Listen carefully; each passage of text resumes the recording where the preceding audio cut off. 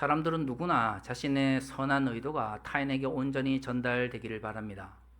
하지만 우리는 살아가면서 느끼죠. 우리의 좋은 의도가 반드시 좋은 결과를 얻는 것은 아니라는 것을 말이죠. 그래서 사람들이 조심하게 됩니다. 물론 이 조심이라고 하는 그 명목 아래 예를 들어 아무것도 하지 않겠다.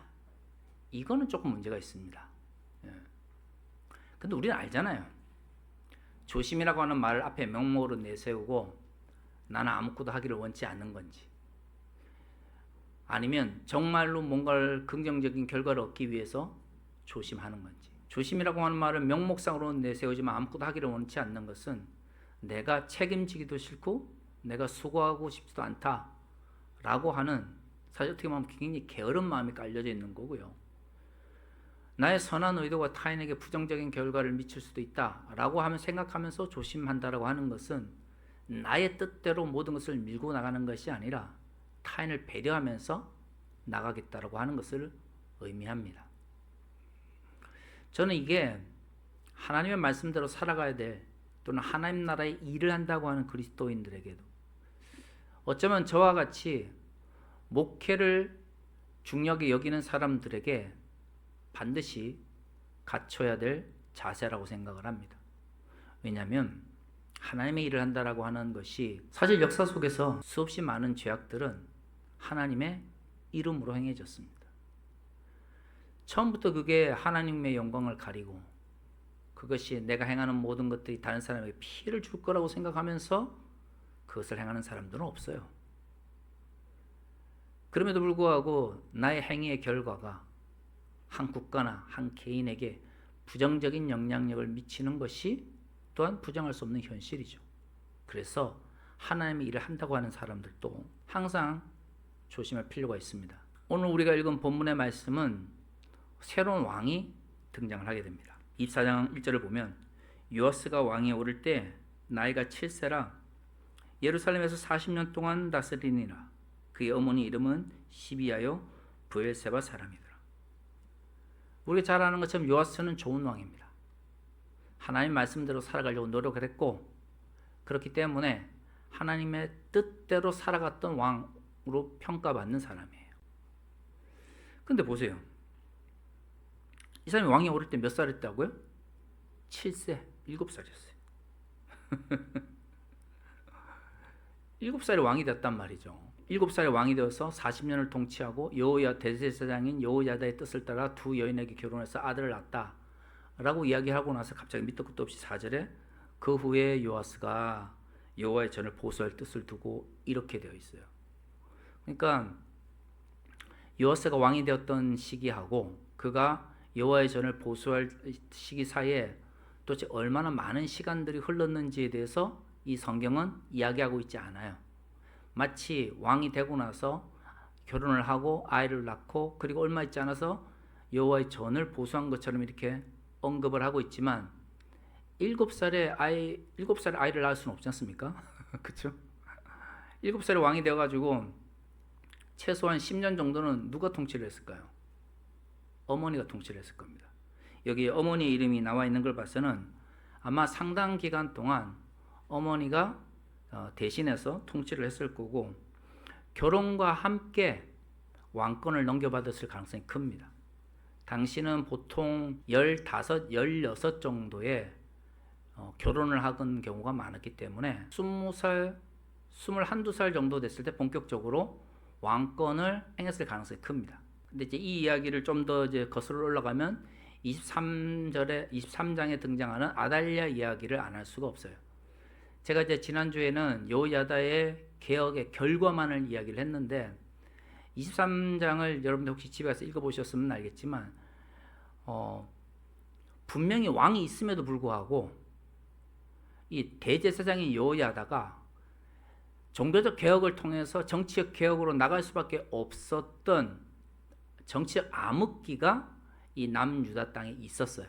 아달랴는 이스라엘 남유다에 있어서 유일한 여자 왕입니다. 제7대 왕인데, 남유다는 전통적으로 북의 승계 원칙인데 유일하게 아달랴만이 여왕으로서 등극을 했고, 남유다 땅에 아달랴를 제외하고 나면 여왕은 더 이상 존재하지 않았습니다. 그럼 이제 이 아달랴는 왜 여왕이 되었는가? 원래 아달랴는 남유다 출신이 아니라 북이스라엘 출신입니다. 그의 아버지는 아합이고요. 북이스라엘과 남유다의 평화를 위해서 결혼이라고 하는 정치적 방법을 통해서 북으로 사용을 했어요. 북이스라엘 출신인데, 즉 아합의 딸인데 남유다로 결혼해서 왕족으로 온 사람이 남편이 죽고 아들이 왕이 되어야 되는 시점에서 자신이 왕이 된 여인의 이야기를 23장에 기록을 하고, 여기 24장에는 요시야의 이야기를 통해서 7살에 왕이 되었으니까 왕권을 누릴 수 없잖아요. 그러니까 10여 년 넘게 대리청정했다는 이야기를 의도적으로 뺐어요. 아달랴는 북이스라엘 출신이고 더구나 아합의 영향으로 엄청나게 이방신을 섬기고 동시에 남유다의 왕족들을 굉장히 처참하게 죽이게 됩니다. 왕권을 유지하기 위해서. 왕족들 중에 이제 아달랴 이후에 왕이 되어야 된 사람들이 몇 명 남지 않은 상황 속에서 정치적인 힘으로는 왕정을 개혁할 힘이 없었던 거예요. 그러니까 이제 이런 신정일제 국가에서 백성들한테 영향을 미칠 수 있는 사람이 대제사장이었던 사람인 거죠. 정치적으로 굉장히 엄청난 숙청이 이루어졌기 때문에 어쩔 수 없이 여호야다가 어때요? 종교적 혹은 정치적 개혁의 주체가 된 거예요. 그 문제는 엄청난 불의 안에서 오랜 기간 동안 통치를 받다 보니까 요시야가 이제 왕이 되어가지고 여러 많은 오해의 소지가 있었던 거죠. 요시야 입장에서는 신정일체 국가에서 왕권이 제대로 역할을 못해가지고 대제사장으로 대표된 종교적 권력에서 종교도 사회도 정치도 개혁을 하는 주체가 되었으니 이제 하나님에 대한 정말 경건한 마음을 가진 사람으로서 제대로 된 왕으로서 통치를 하려면 가장 먼저 회복해야 되는 게 뭐냐면 여호와의 전, 즉 하나님께서 이스라엘 백성과 함께 하신다는 걸 보여주는 여호와의 전을 보수하는 거라고 생각을 한 거죠.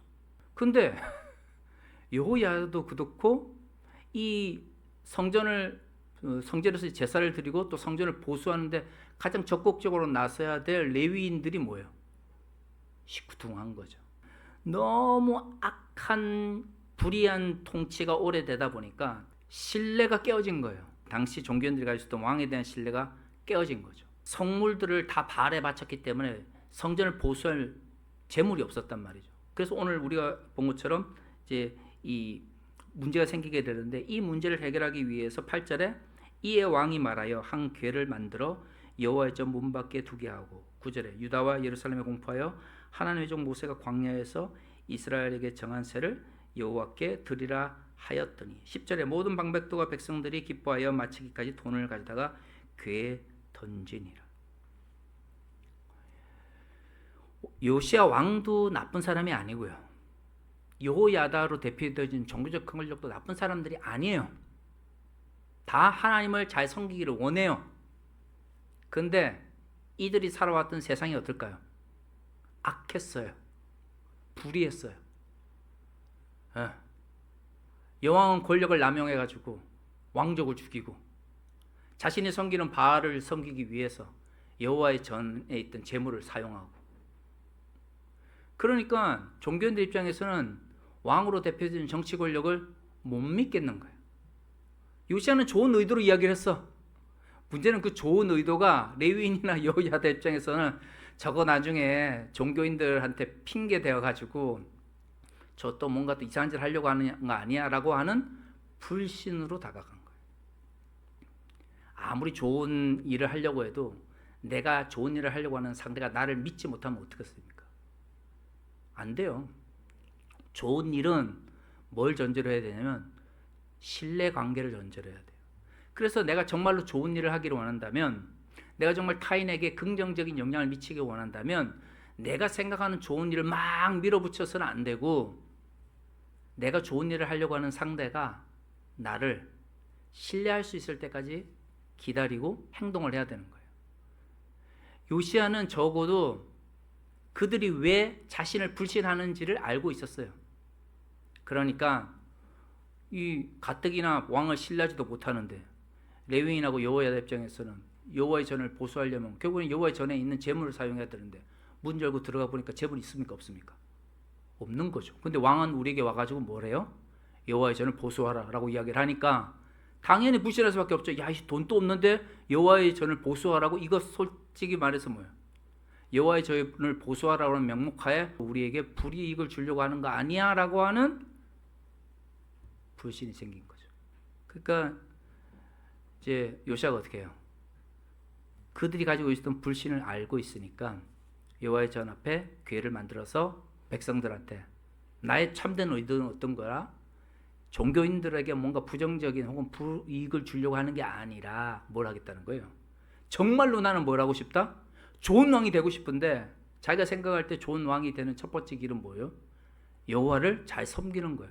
근데 여호와를 잘 섬기려면 하나님께서 명령하신 율법을 잘 지켜야 되는데 그 율법의 시작이 뭐예요? 제사거든. 근데 제사를 드리려고 하니까 성전이라고 하는 게 제사를 드릴 수 있는 환경이 아닌 거죠.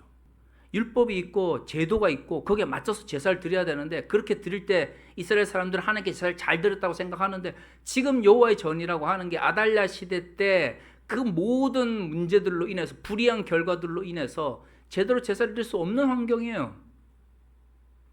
근데 그거를 종교인들마저도 불신하고 있는 상황에서 정말로 백성들한테 자신의 진정한 마음을 표현하려고 여호와께 너희들이 자유롭게 요즘으로 말하면 헌금을 하라 라고 이야기를 한 거죠. 여기서 나쁜 사람은 아무도 없어요.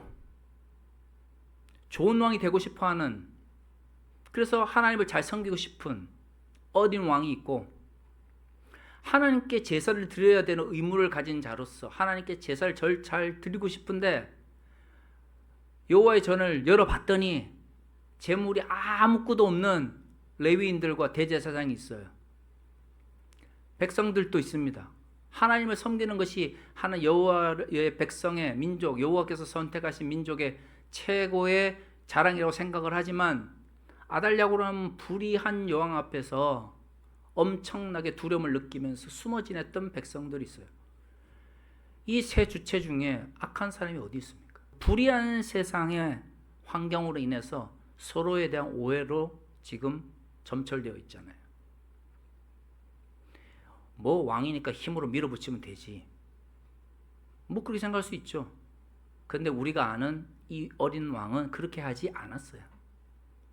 명령하고 왜 그 명령이 실행되지 않는가를 살펴보고 그러면 어떻게 하면 실행될 수 있을까를 생각해보고 그리고 진심으로 백성들에게 다가가고 그런 과정들을 거쳐서 불의가 남겨놓은 부작용을 하나씩 해결해 나가는 거죠.